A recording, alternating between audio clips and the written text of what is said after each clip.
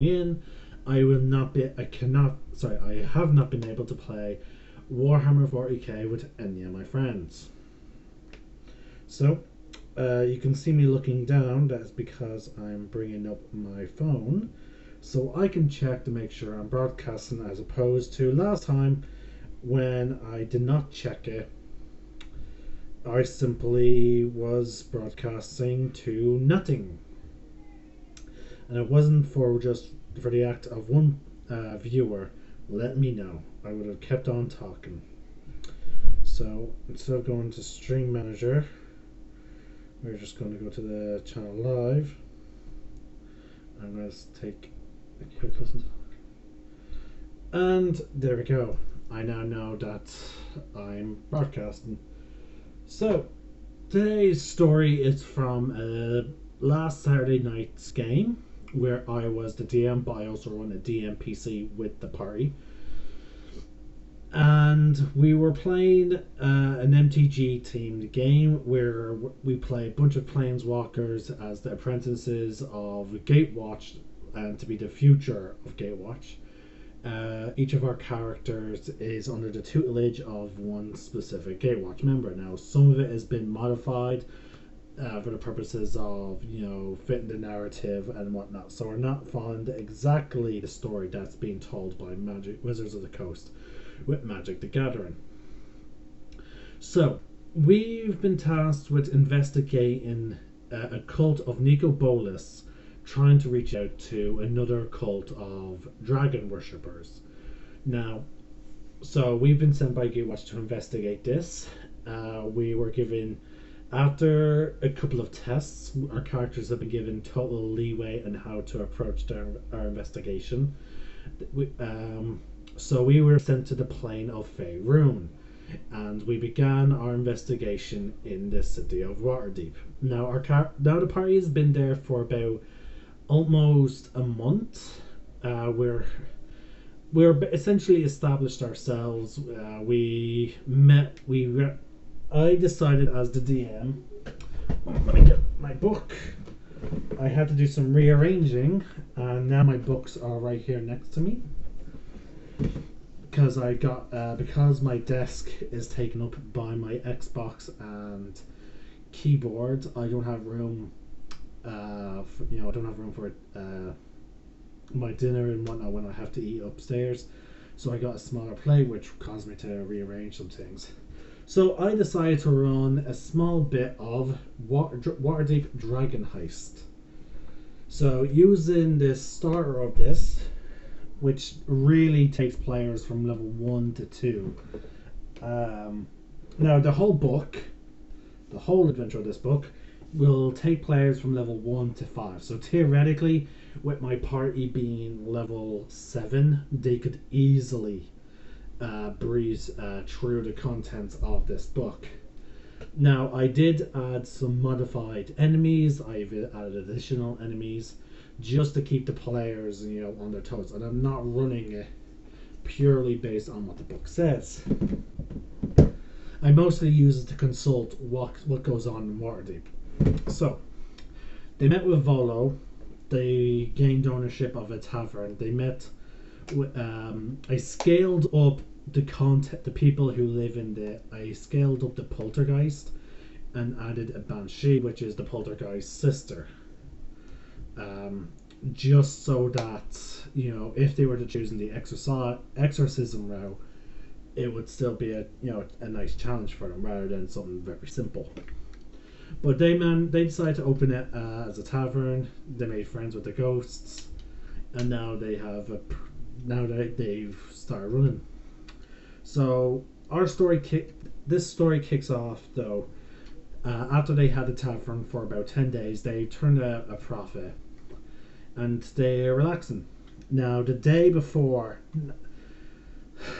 Now this is also a story about how me as the DM tried to push the players in a certain direction, and to almost as well use my DMPC to try and encourage the players to pursue a specific story route. Now, mind you, the way I run my DMPC is he's more there as just for fun. Like, he doesn't make any big decisions.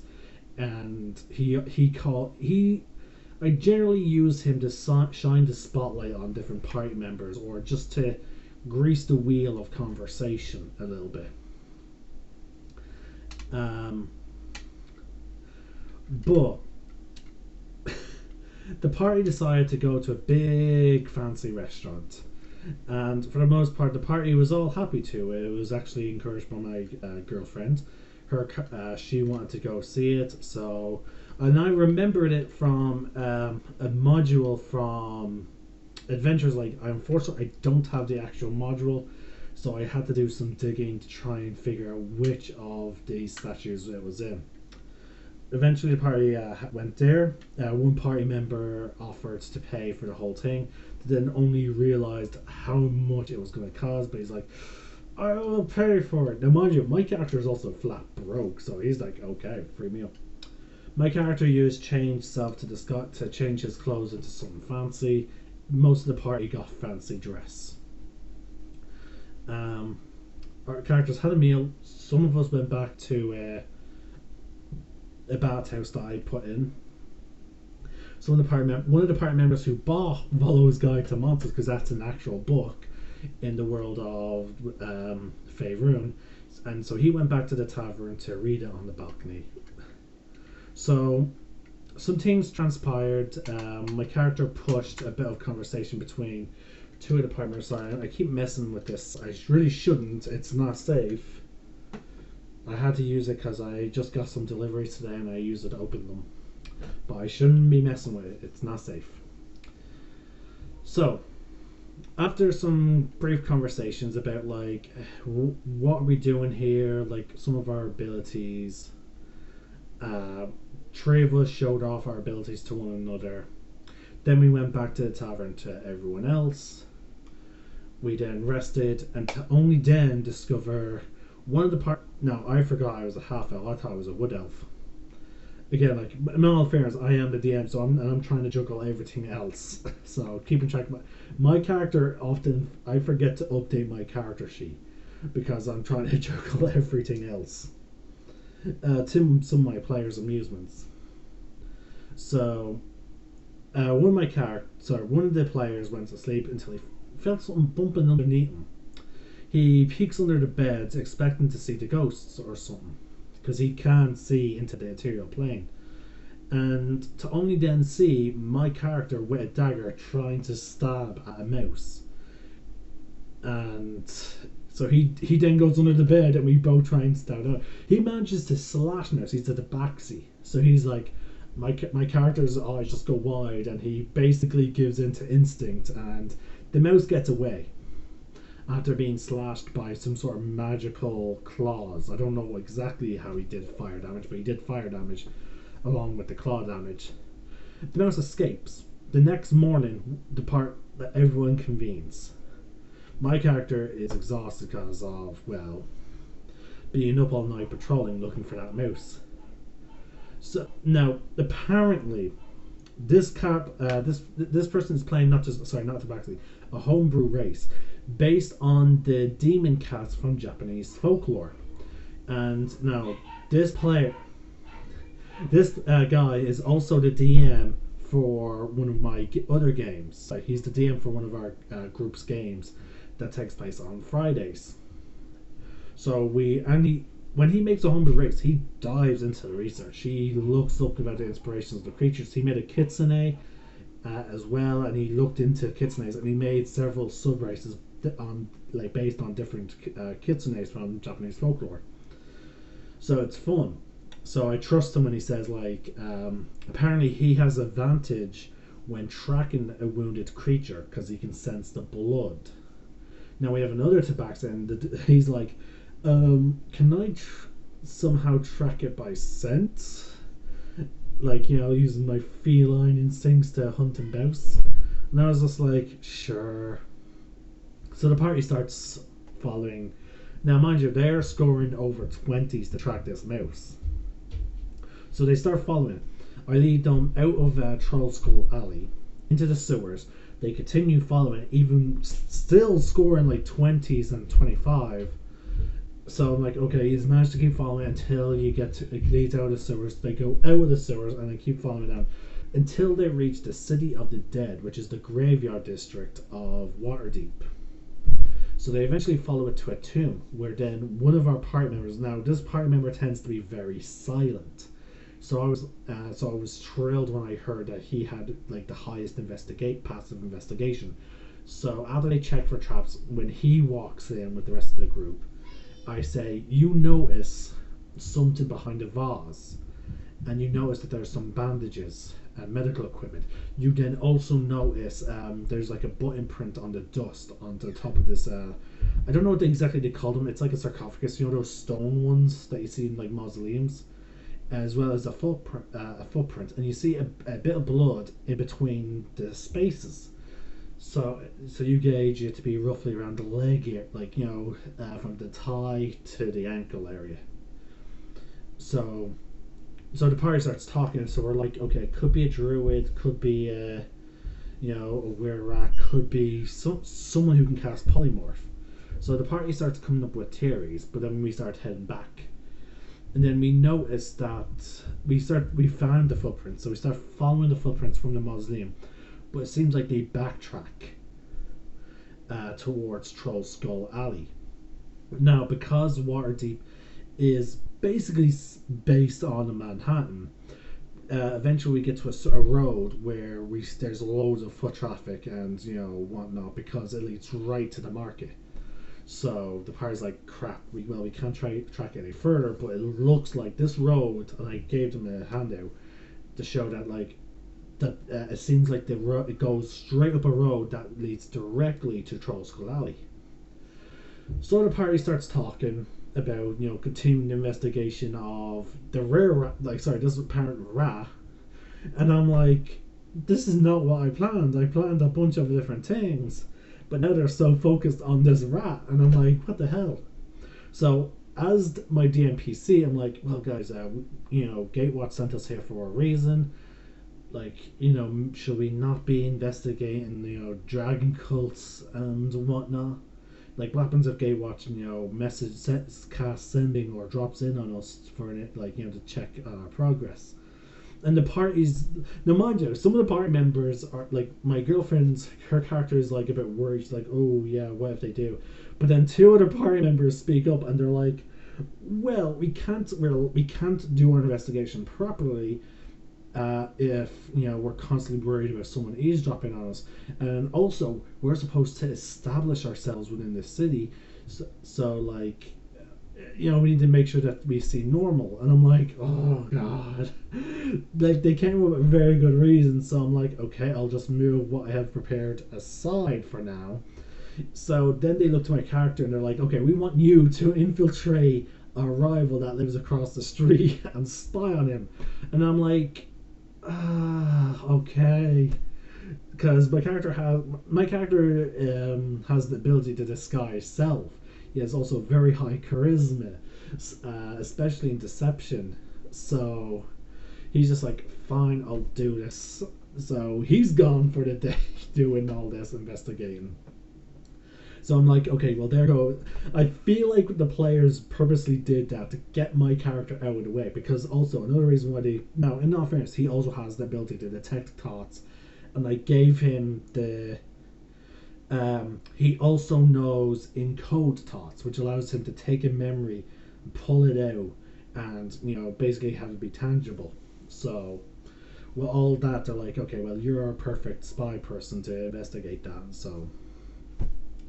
So now some of the rest of the party members are doing other things. Then one of our other players, who tends to be very quiet, speaks up. He says he wants to go out on the town. I'm like, sure, okay, where do you want to go? Because apparently Waterdeep has a taxi service, essentially. So he tells me he doesn't know where to go. He says, I want to go to the rich place. I'm like, okay, that'll be the castle ward or the sea ward. And he's like, okay, I'll go to the sea ward. So he gets in. He starts driving. The person who owns the carriage starts telling him about different locations, and then eventually we get to the arena. So we arrive at the arena. Now, by this point, now my players are laughing because I'm face palming and sighing so much because all the shit I had planned for the entire session is just being tossed right out. Hello, Aramis. Hello. I'm hoping you're enjoying the story so far. I don't know when you came in, but I was just saying how basically because of my players' decisions, and even with me using the DMPC to try and nudge them into the direction of the story, and because they then removed my character from the equation by sending him to spy on their rival. So now the party is completely either running this tavern business and pursuing this investigation over a mouse that apparently was a polymorphed or whatever humanoid, and one of the quiet players is now off to the arena. So I'm essentially figuratively taking my notes and tossing them out the window. Just being like, okay, let's see where all this unfolds. So he gets to the arena to see that a man fighting some velociraptors. Now he gets killed, and he pays some money, and he runs in. He gets pushed in, and the door slams closed, and the guy bangs on the door to get the attention of the raptors. So the raptors see him. He casts he duplicated himself. I can't remember the name of the spell. I think he invoked duplicity, or he was the fighter that can duplicate himself. I'm not sure. I can't remember. So he does something that duplicates himself basically, and then he casts blink. So he is constantly Now this guy is really lucky. He is constantly vanishing, but then and whenever he reappears in the form of his double, and he cast the spell on his double and then went back to the tier plane because apparently he can do that. So the raptors are all confused because they're attacking this double doing no damage and there's nothing there. One of them, after he cast spiritual guardians, one of the raptors attacks and gets just fucking insta killed. He cast a good level spell slot for this. So he takes down the raptors so quickly, and so then the guy goes, well, if you want, you can try again. You can keep fighting for even more money. So he says yes. So all the other players are and that's how his character died. Because remember, folks, he's by himself. Everyone else is either back at the tavern or off doing something else. So a wizard comes in, places a gem on the ground, runs away, casts a spell to basically, some sort of command word or dispel magic. I'm not saying which. And then out comes a brontosaurus. Because he was given two options: the stinger of this desert in Faerun, or the titan of Chult. Now, I had some players who ran through a bit of Tomb of Annihilation, and they're like, oh my god, it's the zombie T-Rex. It's the zombie T-Rex. And then one of them was like, well, if it is, he has a cover because, he can, just easily handle the undead. Which makes me think he's a trickster cleric. It wasn't the zombie T-Rex. It was a brontosaurus, which I labeled the Titan of... It's called the Titan of Chult just because of its gargantuan size. And then that's where I ended this session, folks. So, now here's the thing, folks. I run 2 games on Saturday nights, which alternate between them. There's the Magic the Gathering game, which this story is from. Then there's one set in Elder Scrolls. I alternate between those 2 games. So now they're left on this cliffhanger for 2 weeks. Now, I did say to save time on the next session, because it's a one-on-one fight, I will try and run his fight in between the games. So Who knows? Will he survive fighting a brontosaurus? Actually, no. He's a rogue arcane trickster, I think, with levels in cleric trickster.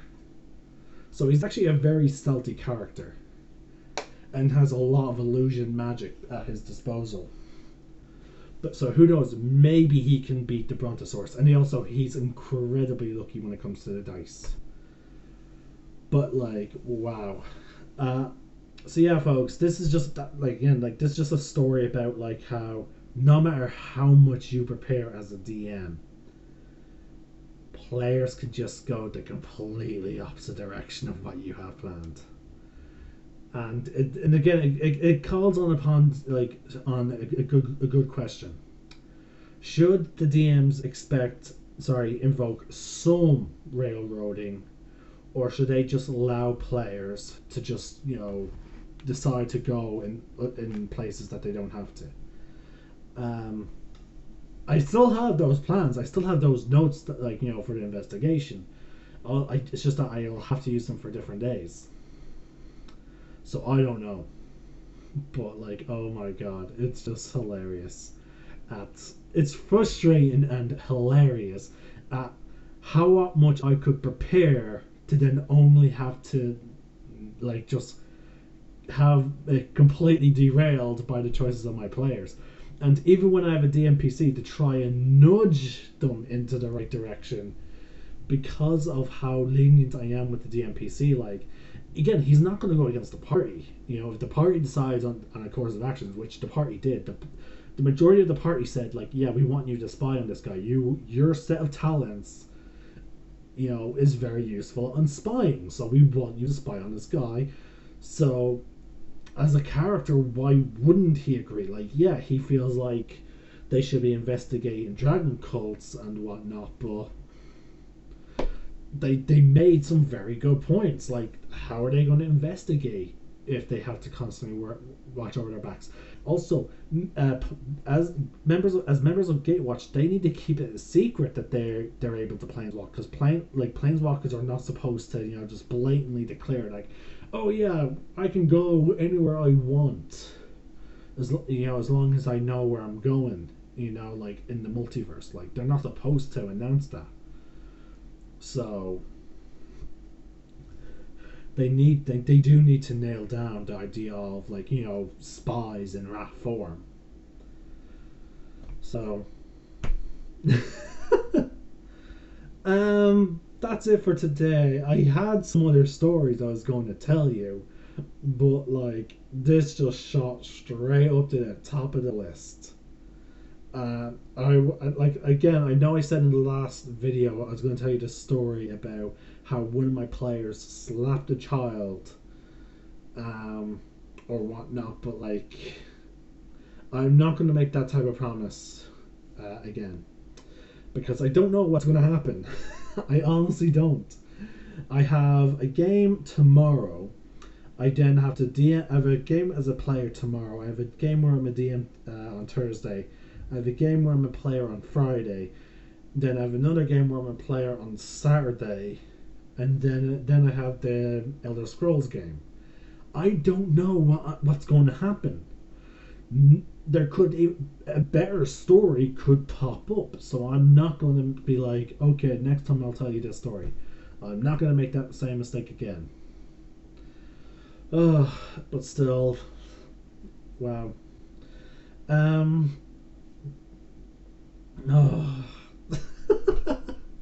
Sorry, folks. It's just exhausting knowing, wow. Anyway, I'm gonna relax with some One Piece. Maybe make a cup of tea.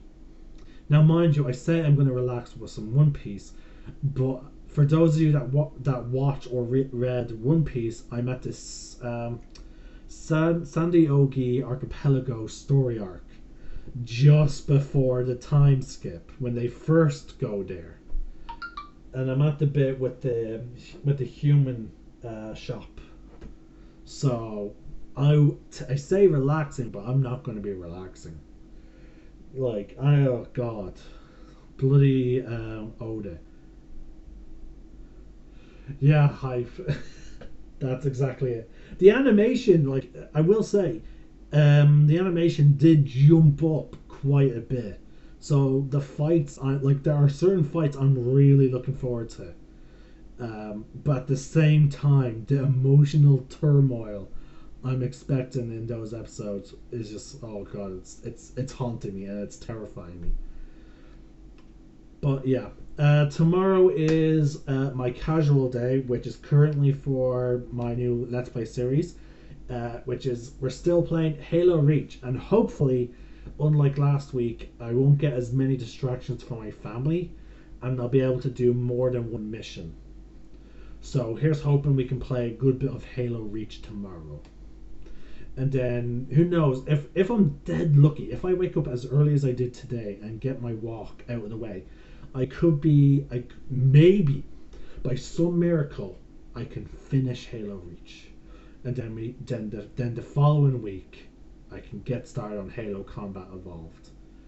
Because the sooner I'm done with Halo, the sooner I can get to like Borderlands or Kingdom Hearts or Fable. You know, like like some of my all-time favorite stories. You know, and RPGs. Dragon Age is being added to the list, folks. It's officially being added to the list, and so is Mass Effect. So who knows? Maybe that one of those will be up next. I have the spinning wheel that I will be using to determine the next video, but in either case, this is Will for Ninja signing out. May the force be with you, and remember, roll for initiative.